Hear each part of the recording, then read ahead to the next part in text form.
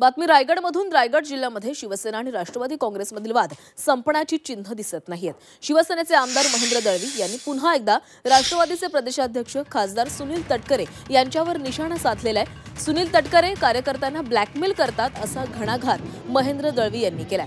माडगावमधील नेते राजीव साबळे यांच्या नर्सिंग कॉलेजला मंत्री भरत गोगावले यांच्या मातोश्रींचं नाव देण्यात आलेलं होतं. मात्र राजीव साबळे यांना पक्षात घेऊन गोगावलेंच्या मातोश्रीचं नाव तटकरे यांनी काढायला लावलं असा आरोप महेंद्र दळवी यांनी केला. राष्ट्रवादीचे वरिष्ठ नेते किंवा तटकरे साहेब ब्लॅकमेलिंग करतात. आता राजू साबळे आमच्या पक्षाचे कार्य नेते होते. त्यांच्या अनेक एज्युकेशन संस्थेला आम्ही देखील मदत केली आहे. सगळ्यांनी तिथे राजू साबळेला घ्या किंवा अनेक नेते घ्या, आम्हाला काही फरक पडला नसता.